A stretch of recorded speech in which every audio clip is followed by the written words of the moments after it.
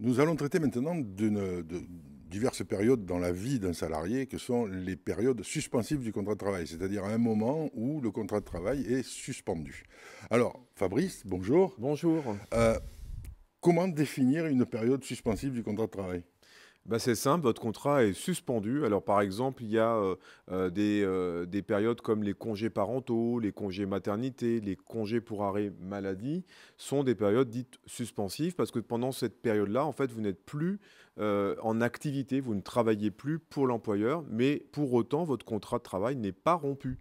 C'est-à-dire que vous n'êtes plus rémunéré par votre employeur, mais le contrat n'est pas rompu, il est juste suspendu. Exactement. Alors la rémunération, va dépendre, de la nature du caractère suspensif du contrat de travail, mais dans une très grande majorité des cas, il n'y a plus de rémunération. Il y a parfois des substituts de rémunération que sont les indemnités parfois de, sécurité sociale ou parfois des indemnités liées à l'application d'une convention collective. Mais c'est vrai que dans pas mal de sujets, il n'y a pas de rémunération.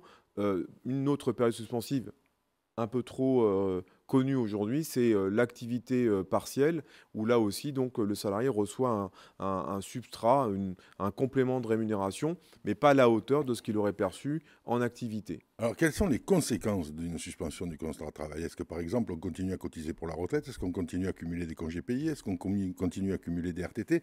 Quelles sont les conséquences? Alors, il y a effectivement des périodes suspensives qui, permettent de continuer à accumuler, par exemple, de l'ancienneté, hein. Il n'y a pas de rupture toujours, de, la comptabilisation de l'ancienneté. Parfois, il y a aussi des périodes suspensives qui ne sont pas, compatibles avec l'acquisition de nouveaux congés.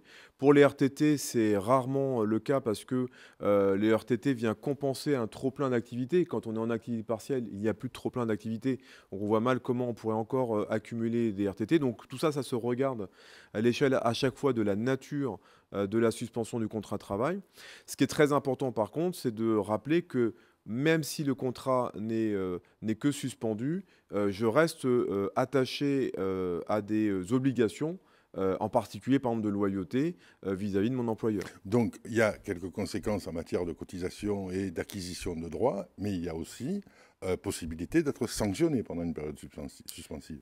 Exactement. En fait, comme le contrat n'est pas rompu, comme je l'ai dit, on reste attaché quand même à l'entreprise et donc à des obligations, contractuelles comme l'obligation, de loyauté, comme l'obligation aussi de ne pas dénigrer, hein, son entreprise. On ne peut pas mal se comporter, par exemple, être médisant avec les clients, s'en prendre à des salariés, colporter des rumeurs, soustraire des informations à l'entreprise pour en faire un commerce détourné. Tout ça pourrait constituer des fautes morales, des fautes, pénale et l'employeur pourrait tout à fait, me recevoir en entretien préalable et me sanctionner. On pourrait même aller jusqu'à la rupture du contrat de travail pour, par exemple, une faute grave.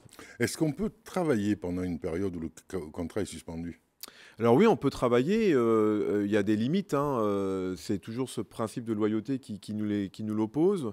Il faut pas évidemment travailler dans une entreprise concurrente, à celle qui m'emploie puisque le contrat n'est pas rompu. Il faut aussi respecter les durées maximales, du travail. C'est pas parce que je peux travailler, que pour autant, je dois exagérément, le faire et puis, idéalement, ce serait d'ailleurs, bien, si on est en arrêt maladie, que ce soit pas non plus compatible au protocole de soins qui est le mien. Oui, parce que quand on est en arrêt maladie, comme son nom l'indique, qui a maladie, si on ne peut pas travailler pour son employeur, on ne peut pas travailler pour un autre non plus. Alors ça dépend, moi j'ai connu des gens par exemple qui étaient, en difficulté, sur le plan psychologique, hein, en burn-out ou en crise, des dépressions graves et parfois dans le protocole de soins, on demande, aux personnes de se projeter sur un avenir professionnel, sur quelque chose qui va pouvoir les restimuler et ça peut tout à fait être intéressant d'avoir une petite activité, pas une activité extrêmement, florissante, mais une petite activité. L'idée, c'est de casser la spirale de l'enfermement et de l'isolement. Alors, on voit bien qu'il y a des... Alors, comment on reprend? Je veux dire, parce qu'une fois que le contrat est suspendu, quel est le cadre de la reprise? Bah, à la fin de la période, normalement, on revient au travail comme, j'ai envie de dire, de rien n'était. Alors, il y a des périodes, qui s'anticipent comme un congé maternité, hein. C'est obligatoire pour l'employeur de rappeler à quelle date le salarié est susceptible de reprendre. C'est important aussi pour le salarié de faire savoir à l'employeur sa capacité à reprendre. C'est important aussi parce que ça va participer au reclassement. Quand on a quitté l'entreprise pendant un certain temps, il se peut qu'il y ait eu des évolutions, des mutations, des transformations d'emploi. L'employeur doit me reprendre, mais il peut me reprendre à un poste légèrement similaire ou équivalent, c'est-à-dire un poste qui a évolué, pas exactement celui que j'aurais quitté. Il ne doit pas cependant me confier des tâches qui dépassent mes capacités ou qui ne seraient donc pas en lien avec l'objet de mon recrutement, de mon poste ou de mes qualifications. Est-ce que l'objet, est-ce que la reprise est identique dans tous les cas de suspension du contrat de travail? Par exemple, on sait aujourd'hui le congé de maternité, tout le monde à peu près sait comment ça se passe la reprise. Est-ce qu'un congé sabbatique, par exemple, l'employeur a les mêmes obligations? Il Un a une congé pour obligation une longue maladie chronique, etc. Ouais. Alors, voilà, c'est vrai que pour toutes les périodes suspensives, il va falloir, on regarde ça pour chacune de ces suspensions avec le salarié. Mais c'est vrai que par exemple, pour un congé sabbatique, la personne est partie pendant un certain temps. Il se pourrait d'ailleurs qu'elle ne souhaite pas revenir. Il faudra qu'elle fasse savoir à l'employeur avant la reprise si elle est toujours encline à reprendre son activité. Ce qui est important, c'est qu'à chaque fois qu'il y aura une période longue de suspension d'activité, il y a un risque de reclassement nécessaire. Le poste que j'ai quitté, peut-être ne sera pas exactement là ou le même quand je vais reprendre. Et il faut qu'il y ait à nouveau donc une réconciliation entre l'employeur et le salarié pour définir le moment de la reprise et surtout le type de tâche qu'on va pouvoir me confier. Donc il ne suffit pas de reprendre son cartable, sa mallette ou quoi que ce soit et retourner au travail en espérant que son bureau n'aura pas bougé si vous êtes parti faire le tour du monde pendant un an. Il faut préparer sa reprise. Oui, voilà, parce que c'est important, hein, parce qu'on a aussi des cas où les gens ne reprennent pas aussi, hein. L'employeur prend attache avec le salarié s'entend avec l'employeur sur une rupture conventionnelle, par exemple, parce que l'éloignement a fait, les périodes étant passées, j'ai réfléchi, j'ai reconsidéré la question de mon appartenance, de mon poste de travail, de mon avenir au service de cette entreprise et de cet employeur. Donc il se peut aussi qu'avant la reprise, moi, salarié, je puisse décider de ne pas revenir. Il faut le faire savoir à l'employeur, évidemment. Est-ce que, par exemple, la période du congé individuel de formation est une suspension du contrat de travail? Bah oui, comme son nom l'indique, je pars en formation. Donc, c'est suspensif. Et d'ailleurs, il y a des obligations hein, durant cette période, surtout quand ça remplace le temps de travail, parce que là, on parle surtout de période de formation qui se substitue aux périodes d'activité bien hein, du celle-là, temps de travail. À l'époque, on parlait même de congé individuel de formation, même si aujourd'hui, on parle de CPF de transition professionnelle, mais c'est à peu de choses près la même chose. Et donc, on reste attaché à l'entreprise, on a des obligations, y compris par exemple quand l'école ferme. Si je ne suis pas placé en congé payé pendant la fermeture de l'établissement, je reviens travailler. C'est une période de formation transitoire avec parfois une articulation entre congé payé, RTT, récupération, maladie et obligation de revenir, même des fois 2 jours dans l'entreprise. Donc voilà, même dans le cas de la formation, parce que ça je pense que c'est un cas qui est un peu plus flou pour ceux qui nous regardent, le congé individuel.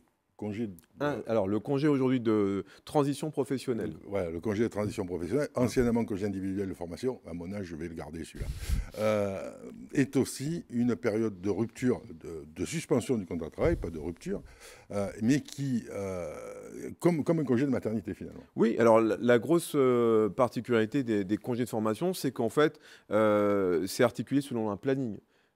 Ça va dépendre du nombre d'heures de formation que j'aurai. Toutes les formations ne sont pas en continu ou ne sont pas ou ne s'étalonnent pas sur 1610 heures, hein, qui représente à peu près le temps de travail annuel d'un salarié aux 35 heures. Donc, si j'ai 800 heures de formation sur l'année, ça veut dire qu'il y aura forcément des périodes d'activité qui seront alternées. Et il y aura à l'intérieur de cette période aussi des congés payés parce que je ne suis pas amputé de mes droits à congés payés. Donc tout ça va parfaitement s'organiser et généralement c'est une planification qui se fait ou qui se traduit au début du stage. Et même pendant ce congé-là, je cumule du congé payé ou pas Oui, parce que ça fait partie des principes dérogatoires du Code du travail. Et les RTT? Non, les RTT, non, encore une fois, les RTT viennent compenser un excédent d'activité.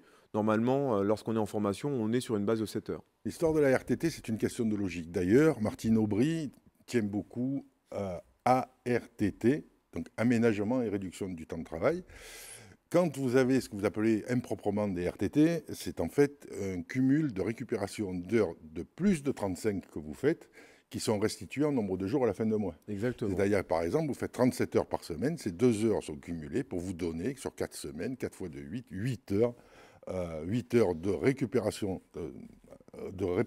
réduction de temps de travail, donc pour aller à 35, et vous avez un jour.